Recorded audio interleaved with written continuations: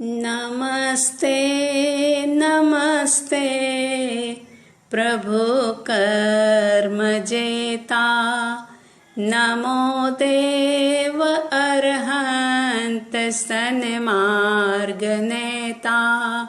नमस्ते नमस्ते प्रभु शुद्ध रूप, नमो सिद्धिदाता सदा सिद्ध भूप।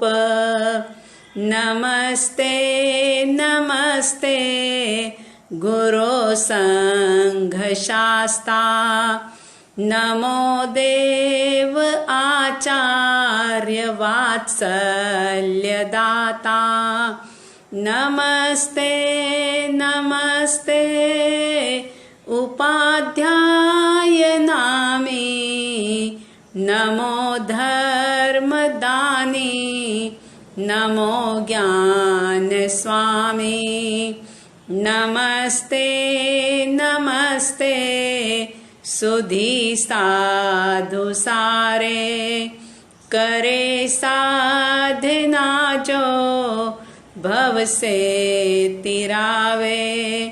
नमस्कार पांचों पदों का सदा ही, हरे पाप आनंद मांगल्यकारी। नमस्ते नमस्ते गुरु गुरणी माता, दिखाते हैं सतपथ देते हैं साता। गुरु गुरणी शरणा सदा उपकारी,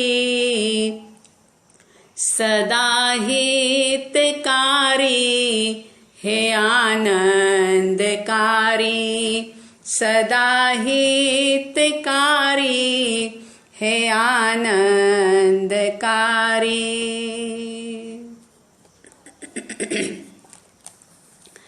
आचार्य देव पूज्य श्री मानतुंग सूरी जी महाराज ऋषभदेव परमात्मा की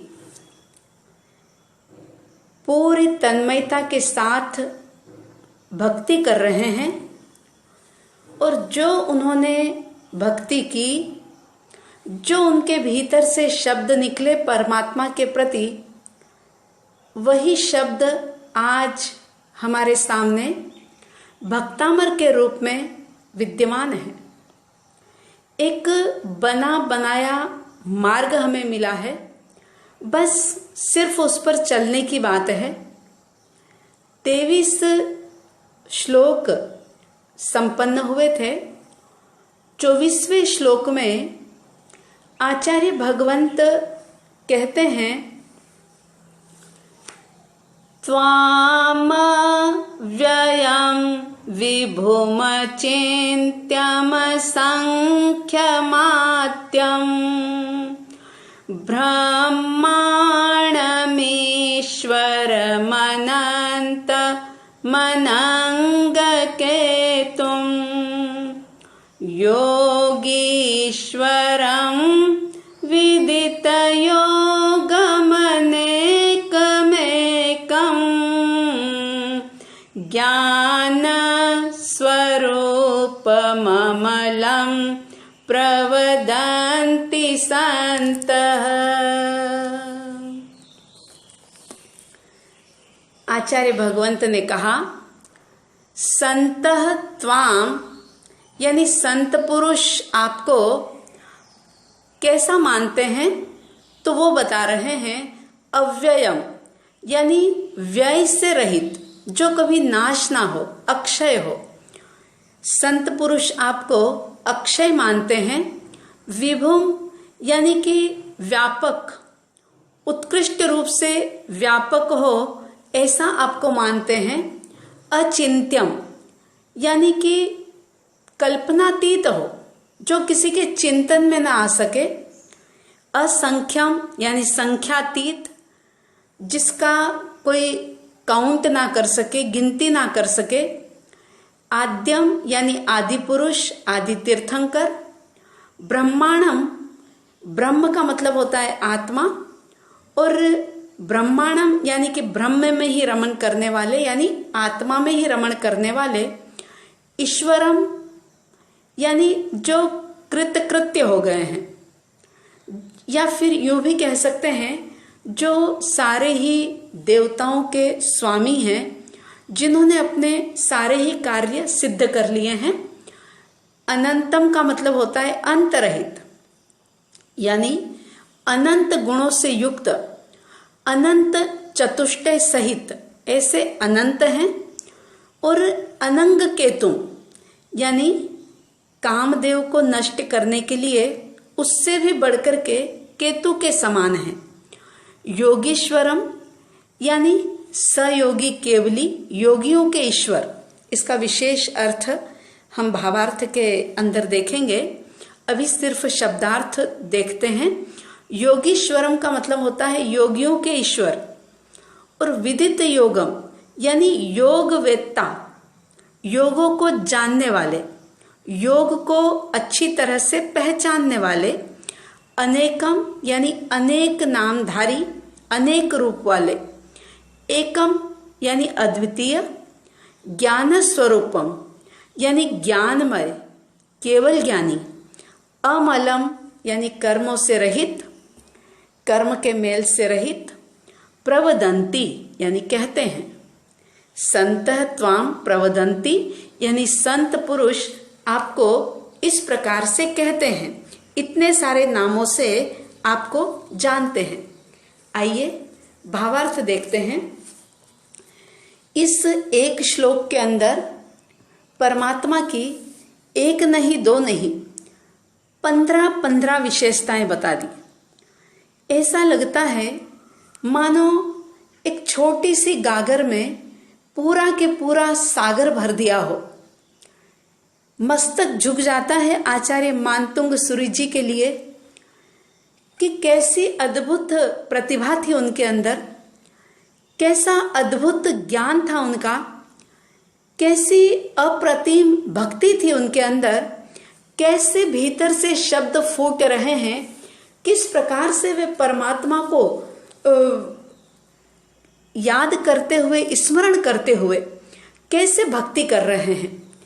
उन्होंने कहा कि भगवान आपको संत पुरुष कहते हैं। क्या कहते हैं कि हे परमात्मन आप अव्यय हो। व्यय का मतलब होता है नष्ट होने वाला, खत्म होने वाला, जिसका विनाश हो वो होता है व्यय। लेकिन अव्यय उसे कहते हैं जो शाश्वत हो, जो हमेशा ध्रुव रहने वाला हो, अक्षय हो। पूर्ण आत्म स्वरूप को जो उपलब्ध कर चुके होते हैं वो अव्यय कहलाते हैं। तो आचार्य श्री जी ने कहा कि आप अव्यय की स्थिति को आपने प्राप्त कर लिया है, और जो अव्यय होता है वही तो दूसरों को भी उसी स्थिति तक पहुंचाने का मार्ग दिखा सकता है। फिर दूसरी बात देखिए, काउंट करते जाना, गिनते जाना, 15 विशेषताएं। पहली विशेषता परमात्मन आप अव्यय हो। दूसरी बात कहते हैं कि आप विभु हो। विभु का मतलब होता है फैला हुआ, व्यापक। तो कैसे फैले हुए हैं भगवान? तो बताया कि अनंत ज्ञान और दर्शन के द्वारा आप इस समस्त लोक के अंदर व्याप्त हो। आप समस्त लोक के अंदर फैले हुए हो। ज्ञान दर्शन भी आपका व्यापक है, और आप प्रत्येक भक्त आत्मा के ज्ञान दर्शन को उजागर करने के कारण से उनके अंतःकरण के अंदर बसते हो, इसलिए भी आप व्यापक हो, यानी विभु हो।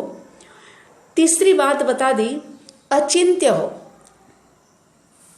अगर दुनिया का हर प्राणी मिलकर के भी परमात्मा के बारे में चिंतन करे तो उनका चिंतन कर नहीं सकते, ऐसे अचिंत्य है परमात्मा।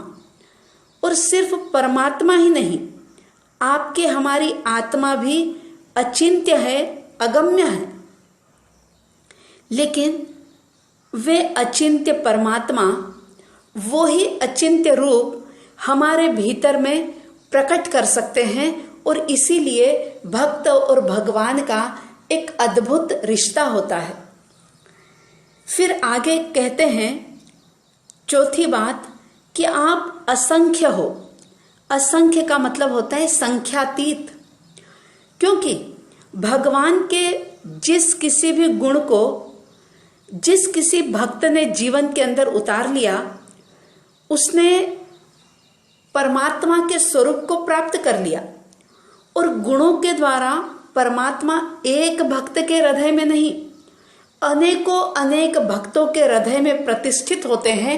इसलिए कहा कि आप असंख्य हो। पांचवी बात कहते हैं कि आप आद्य हो। आद्य का मतलब होता है प्रथम, यानी आप प्रथम हो। अब देखिए, वैसे तो आदिनाथ भगवान प्रथम तीर्थंकर हैं इस अवसर्पिणी काल के, लेकिन आदिनाथ भगवान आपके हमारे लिए प्रथम कैसे हो सकते हैं? तो हम ऐसा चिंतन कर सकते हैं कि जब भी कोई इस संसार में कोई भी जीव जब मोक्ष में जाता है, कोई एक जीवात्मन मुक्त होती है, तो एक जीव अव्यवहार राशि से निकल करके व्यवहार राशि में आता है। तो हम सोचें कि जब भी कभी आप या हम अव्यवहार राशि से व्यवहार राशि में आए होंगे, तो हमारे आत्मविकास की आदि में परमात्मा ही तो सहयोगी बने। इसलिए कहा कि आप आद्य हो। हे परमात्मन, आप आद्य हो, आप मेरे एकमात्र स्वामी हो, मालिक हो। फिर छठा विशेषण बता दिया कि आप ब्रह्मा हो। ब्रह्मा उन्हें कहा जाता है जिसने इस सृष्टि का विधान बनाया हो, ऐसा वैदिक परंपरा की मान्यता है।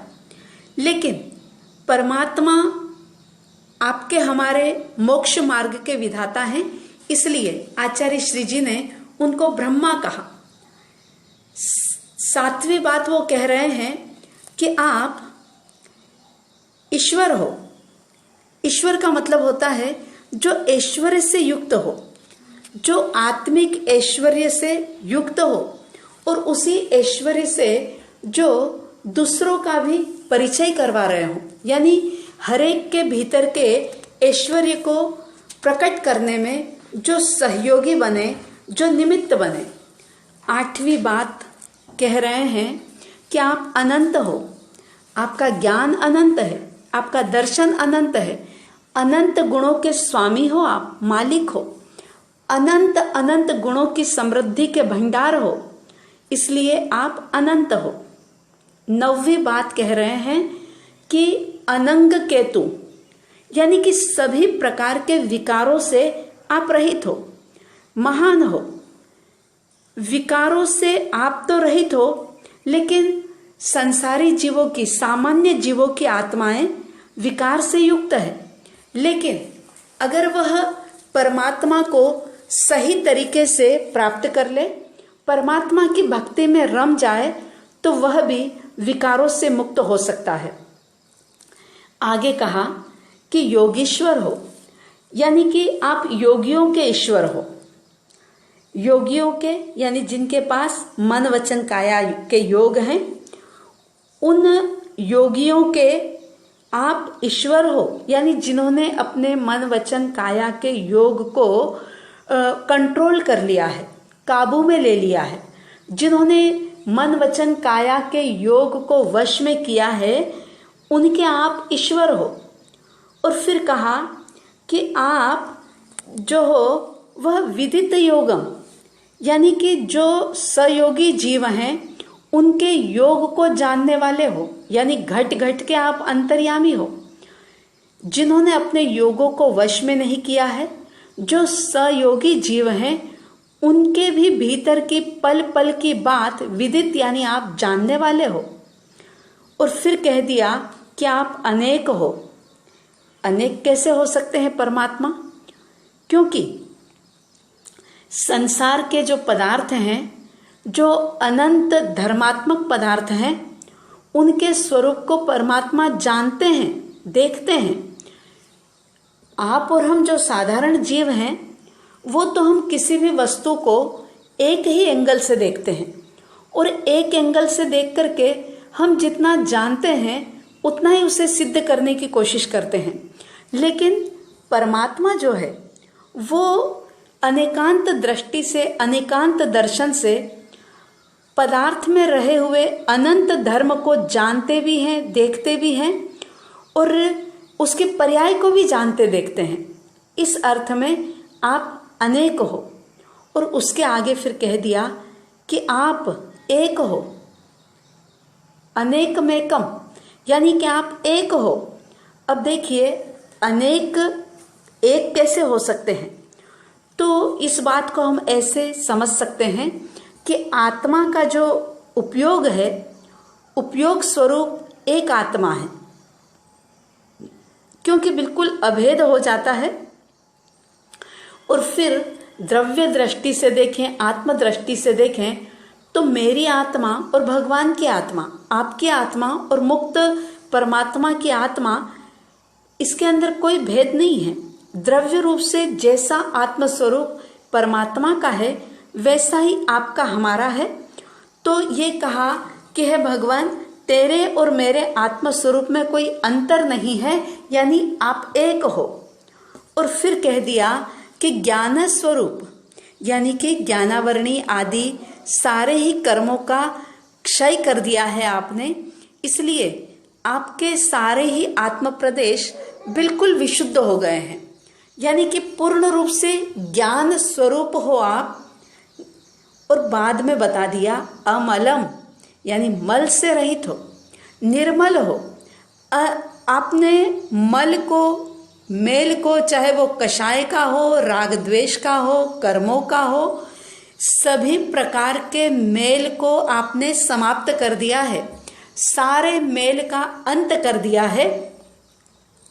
इस प्रकार से ये सारे विशेषण परमात्मा के लिए आचार्य मानतुंग सूरी जी महाराज ने कहे हैं। इन विशेषणों के बारे में हम चिंतन करें और जो भी कोई विशेषण हमें रुचे, हमें जचे, उसी विशेषण को लेकर के हम परमात्मा का ध्यान करें, भक्ति करें और अपने भीतर में उस अनंत शक्ति को प्रकट करने का पुरुषार्थ करें। अगर हम ऐसा करते हैं तो ही ये भक्तामर स्तोत्र हमारे लिए एक आत्म साधना में निमित्त बन सकता है, वरना सिर्फ कान का रंजन हो जाएगा, मुख से भक्तामर का पाठ हो जाएगा और एक ऐसी ही झूठी संतुष्टि जो अनेक जन्मों से हम करते आए हैं उसे हम प्राप्त कर लेंगे कि हाँ, कर लिया भक्तामर का पाठ, हो गया आज का नियम पूरा। नहीं, ऐसा नहीं करना है। एक एक शब्द को समझते हुए हम उस भक्ति की गहराई में डूबने का प्रयास करेंगे। आपके हमारे सबके भीतर में परमात्मा के प्रति अनन्य भक्ति का भाव जागे, ऐसी शुभ मंगल कामना और इस दुनिया के प्राणी मात्र के लिए साध्वी द्वय की तरफ से हार्दिक हार्दिक सद्भावनाएं। सुखी रहे सब जीव जगत के, कोई कभी न घबरावे, वैर पाप अभिमान छोड़ जग नित्य नए मंगल गावे।